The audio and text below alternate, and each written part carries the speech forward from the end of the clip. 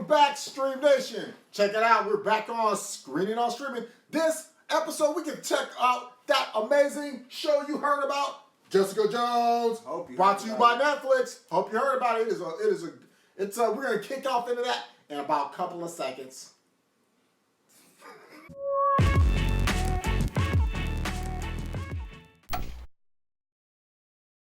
Welcome back to Screening on Streaming. This episode we review the Marvel Netflix original series Jessica Jones. All right, so Jessica Jones, you probably heard about it, if not, but it is a show about a Marvel character. Now, you may have not known this, but Alias, the show that made by Jennifer Garner, robbed some of the source material from this show, Jessica Jones. But let me tell you something, people out there, world America. This is not your regular action show. This is a gritty, in-depth psychological thriller slash a superhero show. It is so, I almost would say it's not really superhero because there are some people in there that do have superpowers, but it's more about the story of the psychological torment and torture that these people are going through in this show. The powers are very much an afterthought. They are not at all the focus of any story or episode in the show. Definitely. Not for the good guys anymore. So here's the premise. Jessica Jones, who is our star main character here, she is a private investigator, detective that is a freelancer, okay? What she does is she works on a lot of cases that deal with like infidelity, stuff like that, but she's good at her job because she has, only beknownst to some people, has superhuman abilities and superhuman strength, and that lets her get over on her job. Now the premise of the show is that's all well and good, but she gets information or finds out that a person that has with other super abilities, which are these mind control, umpteenth level mind control powers, has came back into her city, which is Hell's Kitchen in New York. Okay. Severe mind control. Someone who actually abused her in the past. Exactly. Has come back into her life. So now that's where the show picks off, and that's where it starts, and they roll from there. She also comes into contact with another extraordinary person, Luke Cage, whose skin, it seems, is impervious to fire, at least, and definitely any kind of needles or blades. He can't be hurt, it seems, for the majority of the series or the season. And his powers, it seems, are even more extraordinary than hers. He's just a superhuman person who's actually really good. And after becoming personally involved with her, she realizes or is reminded that she actually killed his wife with her powers. Because of the evil guy, Kilgrave, the bad guy, the villain. Okay. Yeah, so another couple of the main characters in this show. Her sister Trish, who was a child star, Patsy, something or other. A neighbor who's a drug addict that interacts with her and he helps her. Who it appears has been mistaken for the Weeknd. Who looks a lot like the Weeknd. He's not, no. But he doesn't. He's not. He's not. he doesn't, and it's not. Her personal lawyer named Hogarth, played by Carrie-Anne Moss. So who cares? I mean, yeah, right. Well, played by her, Trinity, who's driven from the Matrix. I was upset with her storyline initially, but it picked up some, and she's relevant, kind of. She's like the least necessary character in the show to me. Now, fair. The thing that, to me, after throwing that out, the thing, and of course Luke Cage, the thing about this show that is so gripping is this character, the bad guy, okay, in the show is David Tennant, more dangerous.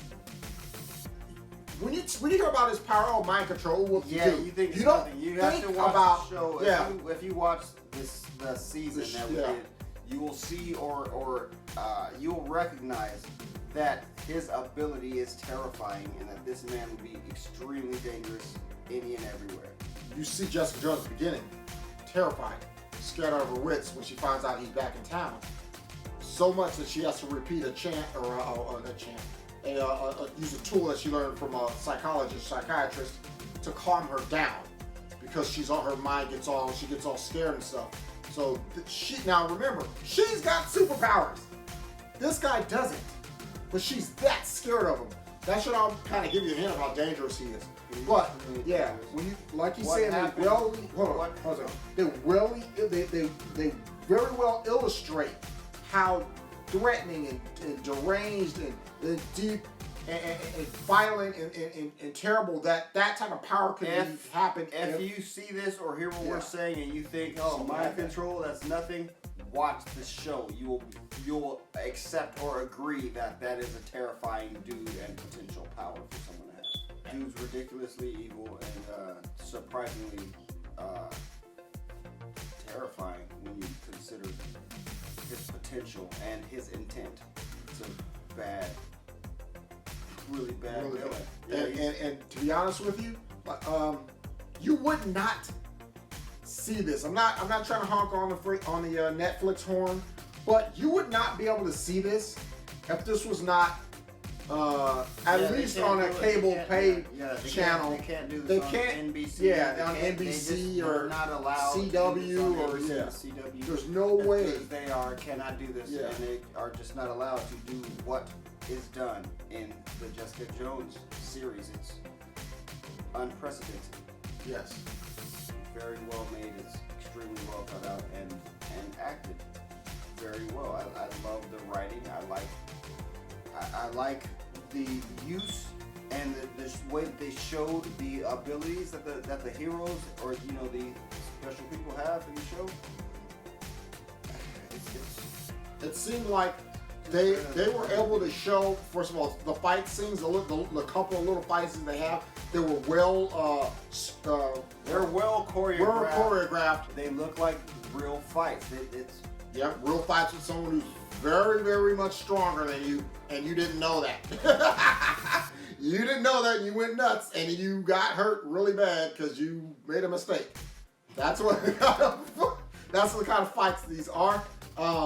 Also, I want to throw something out there really quick. They're not even fights all the time. Sometimes she just uses her extreme strength on people who are doing something stupid and shows them to stop and that they're tripping. And they realize, oh God, you're ridiculously strong. I'm going to leave you alone right now. And that's awesome too. Now, one thing I got to throw out there, which I kind of didn't, but I feel like I must do it. I'm obligated to, is there is this is definitely not a if you see Marvel, do not let it's not something that your children are going to watch. You want them to watch because there's violence in there. There are sexual scenes in there. Now, not ridiculously gratuitous sex, but there is. You'll see no nipples. Yeah, you won't see. But you might see a butt crack. So it's intense. And it's there for a reason because they're setting up some relationships between some characters, which I don't want to get into right now. All right. You go on the butt crack. You keep saying that. No, I'm done. But the reason I tapped you because I wanted to know if you concur with not getting into the. No, I'm with you. Yeah. Okay. So agreed. That's where it's at. So they are setting up characters, so it's not over the top neck suit sexuality or nothing. But there is no kids. You shouldn't have your kid watch this. Plus, it gets a little bloody towards the end too. See some pretty speaking of Daredevil, we do get to know that those two worlds coincide and interact with each other in this series. Yes. So possibly, we already know, if you didn't, that Luke Cage, who's a major player in this particular Jessica Jones series, but not too much. A good thing is not too much to overwhelm the Jessica Jones thing. That's why I like towards the end where, never mind. But I'm just saying, they didn't overwhelm it. He didn't overtake the show. It didn't become the Luke Cage as Jessica easily Jones as it show, could have. Which it could have. He's kind of better than she is. But it put her. Yeah, they still kept him because she's a better person, but he's strong. I'm just saying. Yeah. I'm just saying. I'm agreeing with what you were saying right then. That Yeah, he could easily have become the star. The star, considering the content. But it's about her. It was her and story. he's gonna have his own series on Netflix coming up soon. Easy. Plus, what I was saying with the Daredevil thing is they have a potential ability to just have all three of these characters. Yeah, they will likely cross paths in one way or another because a character from the Daredevil series appears late in the Jessica Jones series and makes obvious references to her friend, meaning the Daredevil, that Jessica Jones, who also lives in Hell's Kitchen, the same place, is likely to interact with. Correct. It almost made me want to go back into Daredevil to see if they mention anything about her in there or anything like that, but I already know without doing that, I'm pretty certain they won't because he's a lawyer too, so but what they're saying is like what she's saying is that they're pretty much telling us that this stuff happened after what we see in she has Daredevil. She has a lawyer. She's a private investigator. How the fuck would a lawyer need to? Anyways, I'm saying because Hogarth's a lawyer. He's no, a lawyer. I don't You know. don't see it? Oh, okay, all right. Okay. Just now, maybe I guess. Hey, we learned something together. No, anyways, okay, yeah, that can happen. In Hell's Kitchen possible. too. Yeah, in Hell's Kitchen. Yeah. That's all possible, I guess. Okay. So a couple action notes about action sequences. They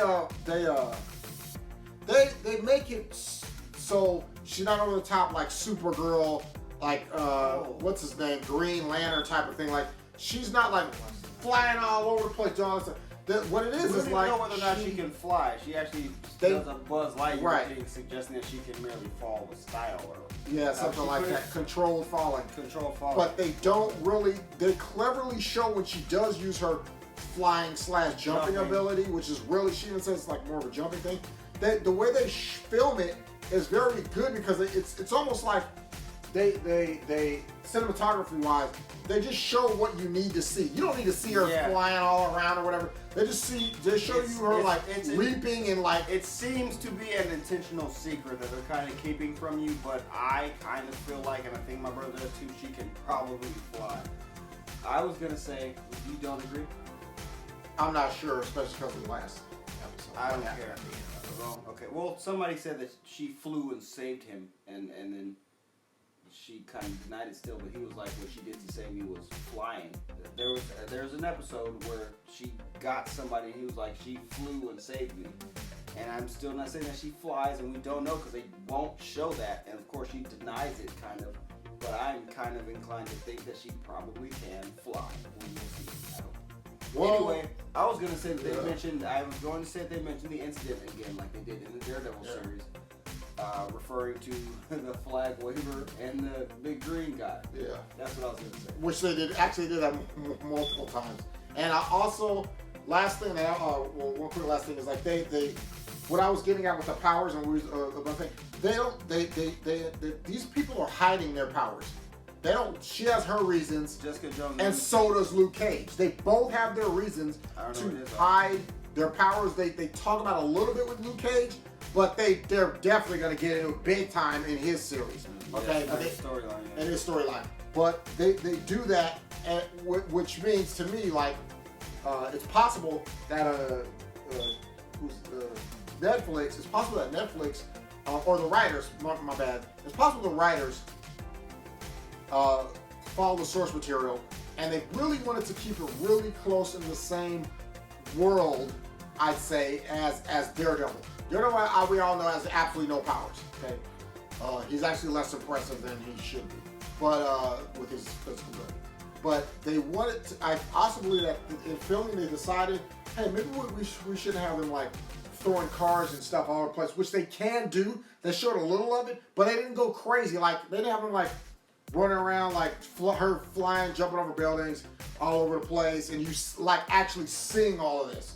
The camera following her doing all this. Yeah. Then have Luke Cage or her or whatever picking up cars, throwing cars at people, all kinds of crazy stuff. They had fight scenes that made sense where you could see that you were dealing with extraordinary people, and I love the way it was done. Yeah, they have some scenes where what I just said. They show you they could have done. They could easily do that, but they didn't need to show that because that was unnecessary. What was going on was the story.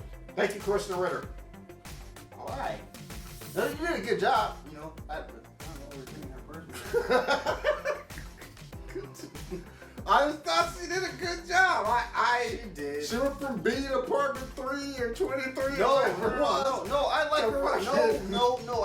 I'm talking about the movie with the guy, the dude who hooks up with Jay Baruchel hooks up with the girl who's way too hot for him.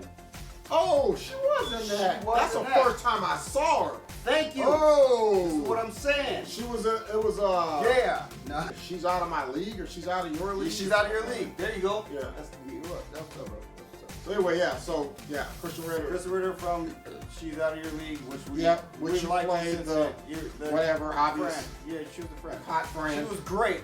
She made T.J. Miller look good, bro. You didn't.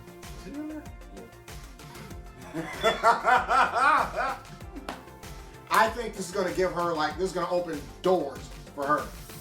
Where she's not playing just the girlfriend or the cute chick. Yeah, she's a leading character. She's a female lead. She's not the girlfriend. When they recast Wonder Woman, you're in. No. They just got one. I said the next 12 years, bro. She's young. She's not that young. No way. She's gonna be like freaking 37. She's probably 30. Subscribe. Subscribe. Hit that like button. I hope this is heavily edited. God, I hope we got a lot of this out. Hit the like button. We love Jessica Jones. It's a great show. Can't wait for the next season. Subscribe. Watch our shows, like our videos, and subscribe to our channel. Subscribe. Thank you. England. That's a place. Australia. Yeah, I was there. Yeah, check us out, Australia, England. I know you want to.